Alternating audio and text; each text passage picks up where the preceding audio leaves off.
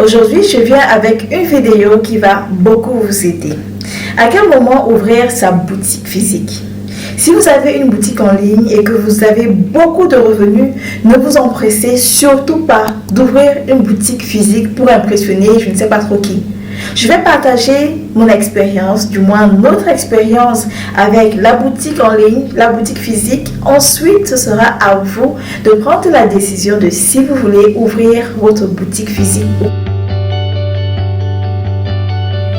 Coucou les beaux, je suis Elodie Onana, je suis web entrepreneur. Je vous accompagne à vous lancer dans le business en ligne avec la Turquie, avec la Chine.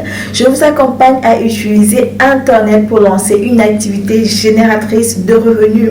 D'ailleurs, j'ai écrit un e-book avec des idées de business que vous pouvez lancer avant décembre. Je vous suggère près de 50 idées de business. Donc, pour pouvoir acheter votre e-book, cliquez sur le lien juste en barre de description. Alors, parlons de l'expansion de votre business. Ça fait 2 ans, 3 ans, 4 ans que vous opérez en ligne, vous vous faites un gros pactole et puis vous vous dites « Ok, c'est le moment pour moi d'aller ouvrir ma boutique physique ». Je vais avec vous parler des éléments que vous devez prendre en compte, surtout le budget que vous devez avoir avant de penser même à ouvrir une boutique physique, et on verra ensemble si ça vaut le coup d'ouvrir la boutique physique ou pas. Première des choses que vous devez savoir, c'est que ouvrir une boutique physique, c'est un projet. C'est un très grand projet que vous devez penser parce que ça prend ce que ça prend, ça coûte ce que ça coûte, et si vous n'êtes pas préparé, ça peut être frustrant. Comme vous le savez, nous avons créé notre boutique en ligne Rolls Shop Made in Turkey. C'est une boutique sur laquelle on vend des vêtements, des sacs, des chaussures, des accessoires made in Turkey. On a également ajouté des mèches, des articles pour l'embellissement, pour la beauté de la femme. Et donc, on a commencé en ligne et très rapidement, on s'est fait beaucoup de revenus par mois. Et donc, dans l'excitation, on s'est dit, ok, on va passer de la boutique en ligne à la boutique physique. Je ne suis pas en train de dire dans la vidéo que je regrette de l'avoir fait, mais il y a des informations que j'aurais voulu avoir avant d'ouvrir une boutique physique, et ces informations-là, je vais les partager avec vous. L'information qu'il faut savoir, c'est de savoir budgétiser et de savoir organiser son capital. Je vous assure que c'est très important, et je vais avouer que c'est une chose à laquelle je n'ai pas trop prêté attention. Sachez budgétiser. Il faut savoir que la première année de votre business, probablement, pas forcément, mais probablement vous n'allez pas vous faire de gros revenus. Ça veut dire que pendant au moins 6 mois, du moins de 6 mois à 1 an, vous devez mettre l'argent pour pouvoir approvisionner la boutique régulièrement.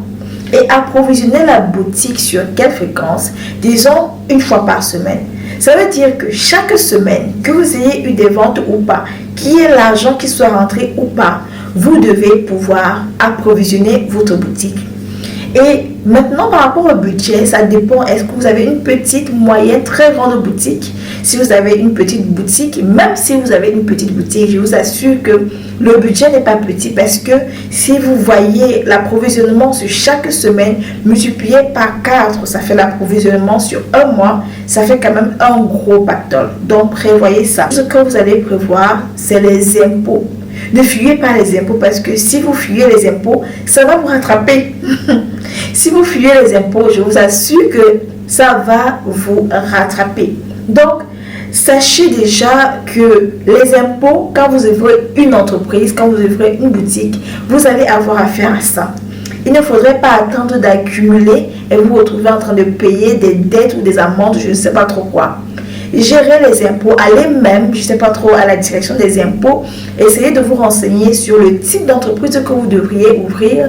Essayez également d'expliquer que vous commencez à peine et donc vous voudriez avoir un régime qui vous sera favorable et qui ne vous coûtera pas grand chose. Et surtout, acquittez-vous des frais, sinon vous serez tout le temps en train de vous démerder avec des boutiques qui sont scellées. Vous serez en train tout le temps de vous embrouiller avec les agents qui viennent parfois fermer et abuser de vous, entre guillemets, parce qu'ils savent que vous ne savez pas comment ça fonctionne. Donc, les impôts, affrontez ça, anticipez, Payez quand il est question de payer, payez quand c'est le moment de payer, et puis vous êtes tranquillos. Troisième des choses qu'il faut faire, c'est de s'assurer que le salaire de la personne qui travaille pour vous ne souffre de rien, comme on dit chez nous. Si vous n'êtes pas la personne qui reste dans la boutique, alors sachez que l'employé qui travaille pour vous doit être bien payé. Sinon, vous vous retrouvez avec des employés qui volent, vous vous retrouvez avec des employés qui ne sont pas loyaux, vous vous retrouvez avec des employés qui font leur business dans votre business. Après, tout dépend de votre budget. À combien est-ce qu'on paye généralement les personnes qui ont des boutiques dans votre région? Vous vous basez par rapport à ça. Vous vous basez aussi sur votre capital que vous avez mis sur pied pour votre boutique, pour votre entreprise, peu importe. Mais la personne doit être payée chaque fin du mois. Si vous avez décidé de payer 50 000, 40 000, 100 000, 200 000, payez le salaire de la personne. Parce que si vous n'êtes pas là, et ça c'est même encore pire, la personne va se retrouver en train de voler pour compenser. Quatrième des choses, ne négligez pas la comptabilité. Et ici, je ne parle pas seulement de la comptabilité pour pouvoir savoir quelle est la recette qui est entrée, mais aussi l'inventaire des marchandises. Ne négligez pas ça. S'il y a 10 unités qui sont entrées et qu'après 2 semaines, on se retrouve à 7 unités, il faudrait que dans les caisses, qu'il y ait l'argent de 3 unités. Si vous n'êtes pas strict avec votre comptabilité et que votre employé se rend compte que vous n'êtes pas strict avec votre comptabilité, qu'est-ce qui va se passer? On va vous voler. Donc, la comptabilité, l'inventaire des articles qu'on a achetés, qu'on a encore dans la boutique, ça également, on ne néglige pas ça. Également, qu'on ne va pas négliger, ce sont des promotions, ce sont des actions, alors des événements, je ne sais pas trop quoi, des giveaways qu'on va faire dans la boutique. Ce sont des trucs qu'on va mettre sur pied pour que plus de personnes connaissent la boutique.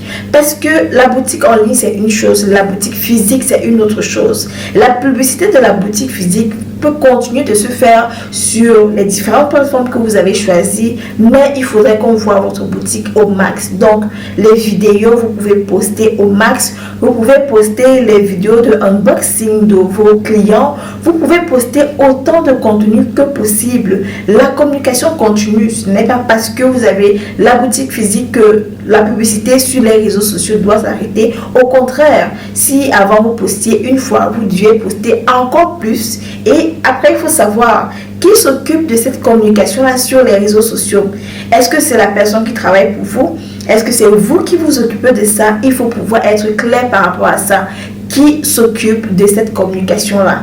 Et lorsque vous avez défini la personne qui s'occupe de cette communication-là, vous lui donnez les objectifs. Parce que si un CM n'a pas d'objectif, il ne sait pas quel est l'objectif que vous voulez atteindre. Et même si le CM, c'est la personne qui travaille à la boutique, je vous assure que la personne va faire par rapport à, je ne sais pas trop, par rapport aux informations générales qu'elle obtient. Et pourtant, si elle a un objectif, ça ce sera encore plus clair et ça va lui donner des orientations. Dernière des choses que vous pouvez faire, et ça ce n'est pas en dernier de la liste, dernière des choses que vous pouvez faire également, c'est une tontine pour votre business. Oui, vous m'avez bien compris, une tontine pour votre business. La tontine pour votre business va augmenter le capital de votre entreprise. Et quand je parle de capital, je ne parle pas seulement de l'argent, je parle également de la marchandise. Donc, une tontine pour votre business, le compte bancaire également que vous allez créer, qui sera lié à votre entreprise, va beaucoup vous aider dans le futur. Ça va vous aider si vous avez peut-être des projets de prendre un crédit. Et là, on verra si l'activité est prospère, est-ce qu'on peut vous accorder le crédit ou pas. Ça va également vous aider si vous avez l'intention de voyager et que c'est la seule activité que vous avez. Le fait qu'on voit que le compte bancaire tourne, ça également, ça va vous aider. Ça va également vous aider si vous voulez, par exemple, postuler pour des compétitions, je ne sais pas trop quoi, et on demande un certain minimum.